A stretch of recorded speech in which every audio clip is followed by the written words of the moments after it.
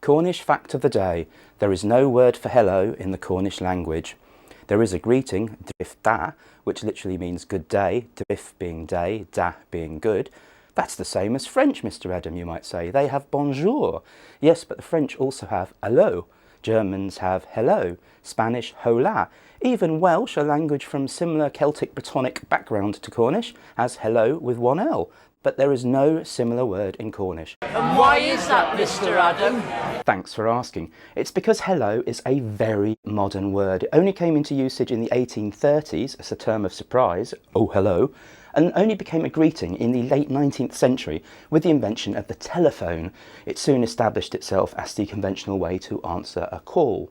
Cornish, meanwhile, even the version that's still spoken today by a few thousand native speakers, is a very old language, time-locked to an era that predates the invention of the telephone, and that's why Cornish doesn't have a word for hello. Interestingly enough, the inventor of the telephone, Alexander Graham Bell, didn't like the word hello being used to answer calls. He favoured a different word, and indeed used that different word himself when answering the phone for his entire life. I won't tell you what that word is, but let's just say it's very fitting for Cornwall. Ahoy!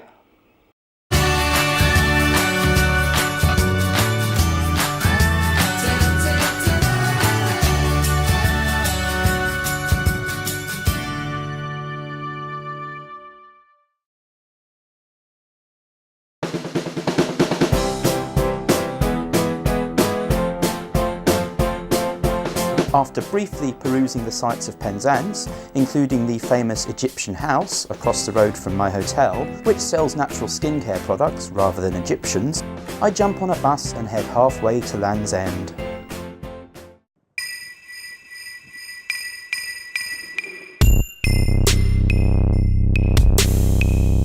I'm in the village of St Buryan, or as it's better known perhaps to fans of early 70s Hollywood movies, Wakeley. This was the setting for Sam Peckinpah's 1971 film Straw Dogs, which featured Dustin Hoffman as an American mathematician going to stay with his young wife Susan George in her home village in West Cornwall.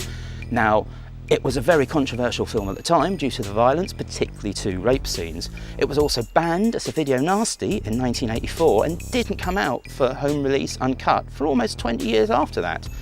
A lot of the extras in the film were local residents, but they were allegedly never told the full plot of the movie. They thought they were appearing in something that would be a great advert for their village, that would bring in the tourists, whereas in fact Straw Dogs portrayed Wakeley, aka St Buryan, as home to gangs of marauding, violent, drunken sex offenders.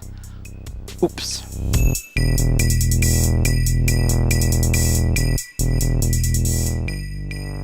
But it seems there are no hard feelings. Indeed, the Wi-Fi password in the St Buryan Inn is actually Straw Dogs. No spaces, all lowercase. You don't need to ask for it at the bar now. This has been an informative vlog. After testing my camera's image stabilisation on an open-top bus ride, I make a brave decision. After yesterday, you'd think I tried to avoid trains altogether today, but what the heck? Let's go to St Ives.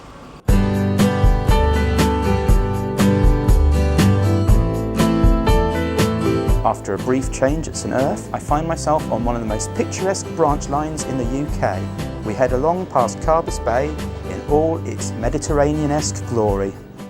As I was going to St Ives, I met a man with 7 wives. Each wife had 7 sacks, each sack had 7 cats, each cat had 7 kits. Kits, cats, sacks and wives, how many were going to St Ives? A famous riddle that's centuries old.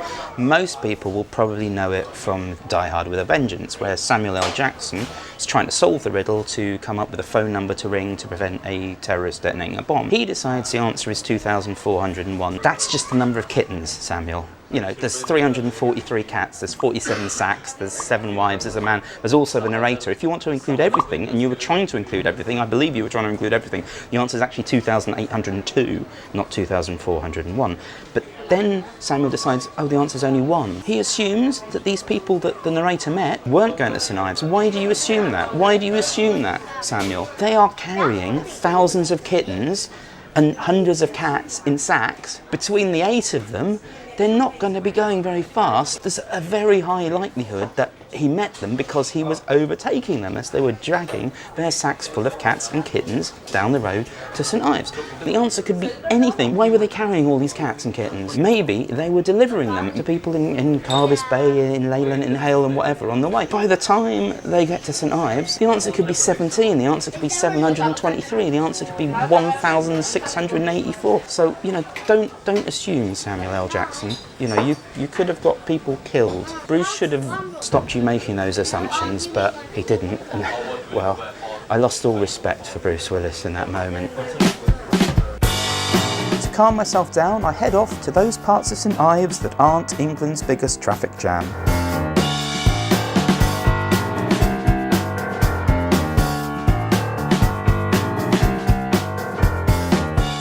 In part 3 of my Cornish adventure, I visit many pubs and accidentally go to the countryside.